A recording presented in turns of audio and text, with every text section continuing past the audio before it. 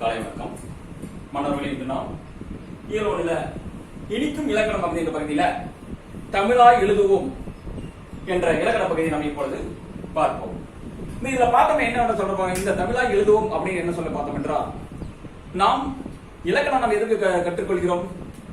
நாம் பிழையில்லாமல் பேச வேண்டும், அதே போல பிழை இல்லாமல் எழுத வேண்டும். அந்த நோக்கத்தில் தான் நாம் இலக்கணமானது கற்றுக்கொள்கிறோம். சரி, அதான் இதுல இந்த பாடப்பகுதியில் நமக்கு என்ன சொல்லப்பட்டுள்ளது அப்படின்னு சொல்லி பார்த்தோம்னா, மொழியை மிகச்சிறந்த கருவி என்பர். மொழியை மிகச்சிறந்த கருவி என்பர். ஏன்னா நாம அந்த மொழியை வச்சுதான் ஒரு நம்ம பேச முடியும். அந்த வச்சுதான் அந்த கருவியை வச்சுக்கிட்டு தான் நாம என்ன மற்றொரு இடத்துல நம்ம பேசி பழக முடியும். அதை திறப்பட கையாண்டால் அது நமக்கு மிகப்பெரிய ஒரு கலை, பார்ப்பதற்கு மிகப்பெரிய ஒரு கலையாக அது நமக்கு தெரியும். அதுவே பிழைமொழியை எழுதினால் வெறும் கலையாகவே கொல்லப்படும் அப்படிங்கிறது. அதான் மொழி நமக்கு மிகச்சிறந்த கருவி. நம்ம அதை திறம்பட கையாண்டால் நமக்கு அது கலை. அதுவே பிழையின்றி நாம் எழுதினோம் என்றால் அதை கையாண்டால் அது நமக்கு கலை அப்படிங்கிறது. கலை வேறுபாடு. கலை நாம் என்ன பண்ணோம், ஒரு கோயில் சிற்பங்களையோ அப்படி நம்ம கோபுரங்களையோ பார்ப்பதை நம்ம ரசிக்கிறோம், அது கலை. அது ஓவியத்தை பார்த்து நாம என்ன ரசிக்கிறோம், அது கலை. அதையே நாம பிழை மொழியை எழுதினால் அது நமக்கு என்ன வெறும் கலையாகவே தோன்றும் சொன்னாரு. கலை நம்ம வயல்வெளியில இருக்கக்கூடிய நம்ம நெற்பயிர் இருக்கிறேன், அந்த நெற்பயிரில நம்ம தேவையில்லாத நம்ம என்ன பண்றோம், அந்த களை எடுக்கணும்னு சொல்றோம் இல்லையா, அப்படி என்ன பண்ணாத கருதப்படும் அப்படிங்கிற. நம்மில் கூட பிழைப்பட பேசுவதன் மூலமாக எழுதுவதன் மூலமாக பிழைகள் பெருகுகின்றன அப்படிங்கிற. அது எப்படி சொல்றதா, எப்படி என்னது நம்மளாம் பிள்ளைங்க நம்ம பேசுறது ஒண்ணு, ஆனா நம்ம எழுதுறது ஒண்ணா இருக்குது. இப்ப தமிழ் அப்படின்றத என்ன பண்றோம், அப்படியே தமிழ் அப்படின்னு மாறுது. அதே போல அது மட்டும் இல்லாம தமிழ் அப்படின்னு சொல்லி மாறுது. நான் பேசும்பொழுது நம்ம எழுதும்போது தமிழ் என்றும், பேசும்பொழுது என்ன பண்றோம் அப்படின்னா சொல்ற உச்சரிப்பு நம்ம சொல்றோம், அத தமிழ் மொழி அப்படிங்கிறோம். அப்படியே நாம அப்படியே உச்சரிப்புல மாறுது, தமிழ் அப்படின்னு மாறுது. லகமானது என்னது மாறுது. சிறப்பு நகரத்தை பார்த்து நம்ம என்ன பண்றோம், நகரத்தை நம்ம மாத்திக்கிறோம். அதே போல பார்த்தோம்னா மழை, வான்மலை மறைக்கின்ற மலையை சொல்றோம், ஆனா நாம சொல்றது இந்த மலையை நம்ம மாறி சொல்லிடுறோம். அப்புறம் சோறு, நம்ம வீட்டுக்கு ஒரு உறவினர் வராங்க, அவர் பசி என்று வந்து உணவு கொடுக்கிறோம், அப்ப அவர்கள் சோறு கொடுத்து மகிழ்வித்தான் அப்படிங்கிறோம். நம்ம என்ன பண்றோம், சோறு உணவு பரிமாறி நம்ம என்ன பண்ற மகிழ்விக்கிறோம். அதுல தமிழர்களுடைய பண்பாடு அப்படி. ஆனா அதே நாம என்ன பண்றோம், துணைக்கால எடுத்துட்டு அப்படியே மாறி போயிருது. ஏன்னா சேறு கொடுத்து மகிழ்ந்தான் அப்படின்னு மாறி போயிருது, அது மாறி போயிருது. அப்ப என்ன பண்றான், சோற்றை தின்றான் என்று பதிலாக சேற்றை தின்றான் அப்படின்னு என்ன பண்ணுது, மாறி போயிருது. ஒரு எழுத்து மாறினாலும் என்ன பண்ணுது, மாறி போயிருது சொல்றது.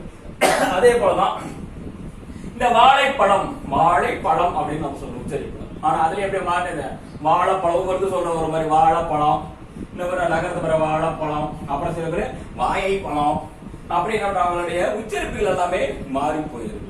அதனால பிழைகள் ஏற்படுகிறது சொல்றாரு. அதுல அன்புள்ள ஐயா அப்படின்றது, அன்புள்ள ஐயா அவர்களுக்கு அப்படின்னு நம்ம சொல்றோம். ஆனா அது அன்புள்ள ஜாவா ஐயா அப்படின்னு மாறி போயிருது. அப்ப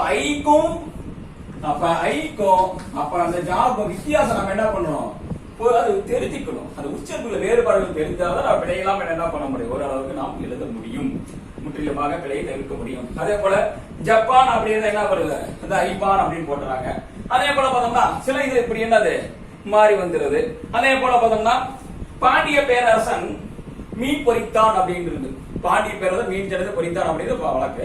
ஆனா நாம என்ன சொல்லிடுறோம், பாண்டிய பேரரசர் என்ன பண்ண மீன் பொறித்தான் அப்படின்னு நம்ம மீன் கடை வச்சுடுறோம். நம்ம மாறி போயிடும், அதுலயும் பிள்ளைகள் ஏற்படுது. அதான் மீன் பொறித்தான் அப்படின்னு மீன் அந்த மீன் பிடித்திருப்பாரோ அப்படின்னு வந்துருது. அது சில பிள்ளைகள் என்னது தவிர்க்க வேண்டும் அப்படிங்கிறது. அதே போல போய் என்ன பண்றோம், நம்ம என்ன பண்றோம்னா அதுல வந்து பார்த்தோம்னா இந்த கோடீஸ்வரன் அப்படின்னு இருக்குது. கோடீஸ்வரன் அப்படிங்கிறது இந்த துணைக்கால எடுத்துட்டு என்னவா மாறிடுறது, கேடீஸ்வரனா மாறி போயிருது. அதுல சில பிள்ளைகள் என்னது அதுல எல்லாம் ஏற்படுது சொன்னார். அப்புறம் நான் போய் பார்த்து திரும்பினான், அவன் நீண்ட தூரம் சென்று திரும்பின பல பார்த்தான் அப்படிங்கிறத, அவன் வெகு தூரம் சென்று போய் பார்த்து திரும்பினான் அப்படின்றது. அதுல துணைக்கால எடுத்துட்டு என்ன வரும், பேய் பார்த்து திரும்பினான் அப்படின்னு மாறி போயிருது. அப்புறம் கலையரசன்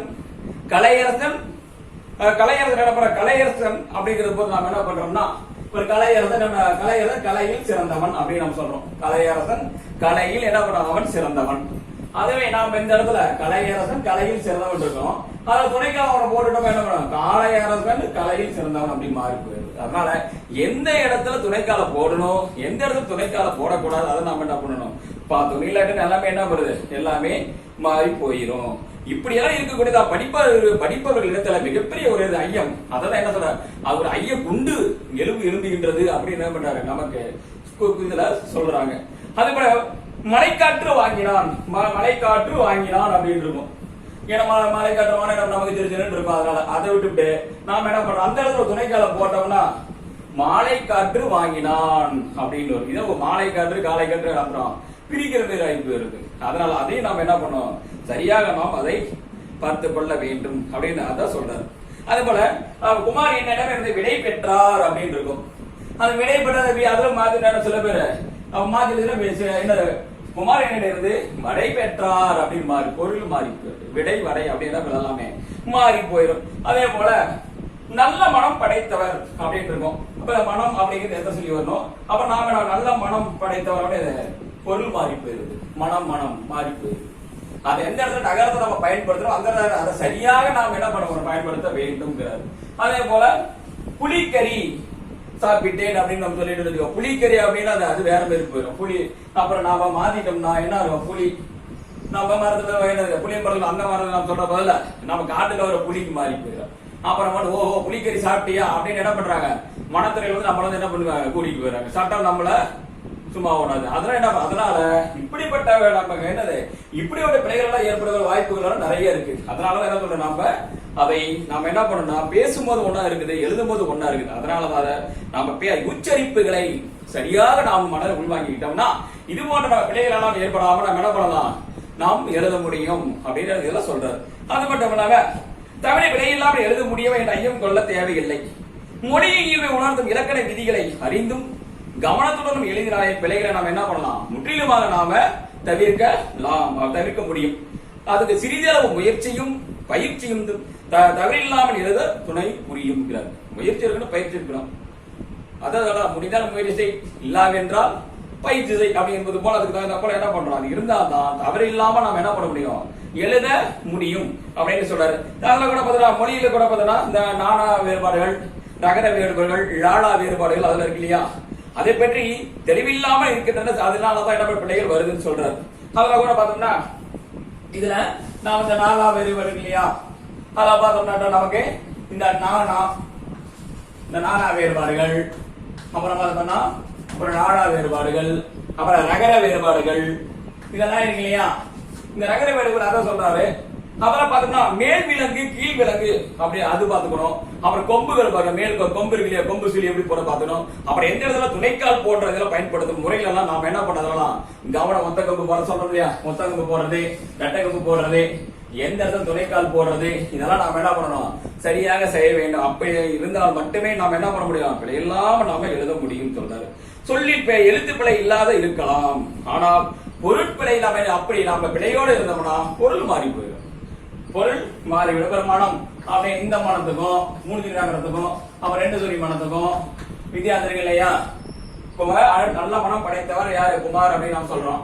இதே நல்ல மனம் படைத்தது இது மனம் மாசனை திரவியத்துக்கு இதுக்கு அவரோட உள்ளத்துக்கு மாறி இருக்கும். அதை நம்ம மாத்தி போட்டோம்னா பொருள் மாறி போயிடும். அது கொஞ்சம் நம்ம என்ன பண்ணணும், கவனமா பார்த்து கொள்ள வேண்டும் சொல்றாரு. முடிந்தால் தரலாம், அதுல அவன் முடித்தால் தரலாம் மாறி போயிடும். முடிந்தால் தரலாம், இந்து இது போட்டோம்னா முடித்தால் தரலாம் பொருள் என்னது மாறிவிடும். அதை கறி தின்றான், ஞாயிற்றுக்கிழமை கறி தின்றான் அப்படி வரும். ஆனா நாம என்ன சொல்றது ஒண்ணு எழுதுறது என்ன அது வந்து மாறி சொல்ல குறிக்கும், இது வந்து நம்மளுடைய அடுப்பு கறி குறிக்கும். இதெல்லாம் நம்ம அதுல கொஞ்சம் நம்ம கவனமா பார்த்துக்க வேண்டும். இங்க எழுத்து பிழை இல்லை, ஆனால் பொருள் வேறுபாடு உண்டு. இடம் அறிந்து நாம் என்ன பண்ணணும், எழுத வேண்டும். அப்பதான் பிழை இல்லாமல் நாம் என்ன பிழை இல்லாமல் எழுத முடியும் சொல்றோம். அது மட்டும் இல்லாம எழுதும் போதும் சரி ஏற்படும் பிழைகளை கீழ்காண வகைப்பாட்டில் நம்ம பிரிக்கலாம். ஒரு 4 வகையானது நமக்கு சொல்லியிருக்காரு. எழுத்து பிழை, சொற்பொருட்பிழை, சொற்றொடர் பிழை, பொதுவான பிழைகள் சில அப்படின்னு நமக்கு 4 வகை கொடுக்கப்பட்டுள்ளது. இந்த எழுத்து பிழை பற்றி செய்திகளை பார்ப்போம் சொன்னா பிழைகளை களைவதற்கான வழிமுறைகள் அறிந்தால் நல்ல தமிழில் நாம என்ன பண்ணணும், எழுத முடியும். நம்ம தவறு பண்றோம், அது என்ன வழி அப்படின்னு தெரிஞ்சுக்கிட்டோம்னா நம்ம மீண்டும் அந்த தவறை நம்ம என்ன பண்ண மாட்டோம். அதை நாம என்ன முற்றிலுமாக நாம தெரிந்து கொள்ள வேண்டும் அப்படிங்கிறார். எழுத்துக்கு அடிப்படையான செய்தி சிலவற்றை மீண்டும் நிலவுவது இங்கு நமக்கு உதவ சொல்றாரு. சரி, நமக்கு அடிப்படையான செய்திகளை நம்ம தெரிஞ்சிருக்கணும். அதுல என்ன அப்படின்னு சொல்லி பார்த்தோம்னா, உயிரெழுத்துக்கள் மொத்தம் எத்தனை நம்ம பார்த்தோம்னா, உயிரெழுத்துக்கள் மொத்தம் நமக்கு 12. நமக்கு உயிரெழுத்துக்கள் 12 கொடுத்துருக்காங்க. அதுல குறியில் எழுத்துக்கள் எத்தனை, நெடில் எழுத்துக்கள் எத்தனை, அதை நம்ம குறியில் நெடில் என்று என்ன பண்ண அதை நமக்கு பிரிக்கிறாங்க. அதெல்லாம் அதை மட்டும் மெய் எழுத்துக்கள் மொத்தம் எத்தனை சொல்லி பார்த்தோம்னா அது 18. அதை என்ன பண்றாங்க, இத குறியில் நெடில் ரெண்டா பிரிக்கிறாங்க. குறியில் நெடில் அப்படின்னு சொல்லிட்டு உயிரெழுத்து பிரிக்கிறாங்க. இதுல என்ன பண்றாங்கன்னா, இதுல வல்லினம், மெல்லினம், மல்லினம், இடையினம், மெல்லினம் அப்படி நமக்கு என்ன பண்றாங்க, இதுல 3 வகையா பிரிக்கிறாங்க. வல்லினம், மெல்லினம், இடையினம் அப்படின்னு என்ன பண்றாங்க, இதுல நமக்கு 3 வகையா, இதுல நமக்கு மெய்யெழுத்துக்கள் 3 வகையா பிரிக்கிறாங்க. உயிரெழுத்துக்கள் மொத்தம் எத்தனை சொல்லி பார்த்தோம், அதுல 216. ஆயுத எழுத்து என்னது, அதுல 1. இதுல நம்ம அடிப்படையாக நம்ம தெரிஞ்சக்கூடிய ஒரு முக்கியமான ஒரு செய்திகள், அதை நம்ம பார்த்துக்கிறோம். சரி, அப்படியேப்பட்ட எழுத்துப்பிழைகளை நம்ம தவிர்க்க என்ன அப்படின்னு சொல்லி பார்த்தோம்னா, எழுத்துப்பிழை தவிர்க்க வேண்டிய விதிகள் என்ன அப்படின்னு சொல்லி பார்த்தோம்னா, நாம் இப்பொழுது அதுக்கு சில விதிகள் 25 விதிகள் கொடுக்கப்பட்டுள்ளது. அதை நாம் இப்பொழுது